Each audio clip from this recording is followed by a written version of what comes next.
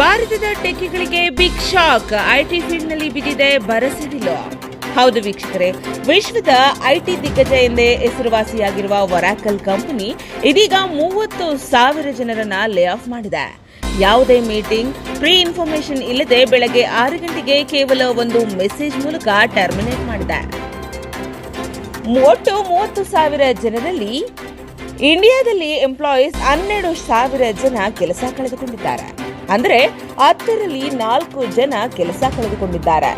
ಇದು ಹಿಸ್ಟ್ರಿಯಲ್ಲೇ one of the biggest layoff ಅಂತಾನೆ ಹೇಳಬಹುದು. ಇದಕ್ಕೆ ಮೈನ್ ರೀಸನ್ ಅಂದ್ರೆ ಒರಾಕಲ್ ಕಂಪನಿ ಇದೀಗ $156 ಬಿಲಿಯನ್ ಅಷ್ಟು AI ಇನ್ಫ್ರಾಸ್ಟ್ರಕ್ಚರ್ ಮೇಲೆ ಇನ್ವೆಸ್ಟ್ ಮಾಡಿದೆ. ಈ ಲೇ ಆಫ್ ನಿಂದ 10 ಬಿಲಿಯನ್ ಅವರಿಗೆ ಅಮೌಂಟ್ ಸಿಗುತ್ತೆ ಎಂದು ಇಂಟೆಲಿಜೆನ್ಸ್ ಮೂಲಗಳಿಂದ ತಿಳಿದುಬಂದಿದೆ. ಇನ್ನು ಅಮೆರಿಕಾದಲ್ಲಿನ ಭಾರತೀಯ ಎಂಪ್ಲಾಯೀಸ್ ಪ್ರಾಬ್ಲಮ್ಸ್ ಅಂತೂ ಹೇಳತೀರಿದ್ದಾಗಿದೆ. ಏಕೆಂದರೆ ನಿಮಗೆಲ್ಲ ತಿಳಿದ ಹಾಗೆ H1B ವೀಸಾದಲ್ಲಿ 60 ದಿನದ ಒಳಗೆ ಬೇರೆ ಕಡೆ ಕೆಲಸ ನೋಡಿಕೊಂಡ್ರೆ ಸರಿ, ಇಲ್ಲವಾದ್ರೆ ಭಾರತಕ್ಕೆ ವಾಪಸ್ ಬರಬೇಕಾದ ಸಂಗತಿ.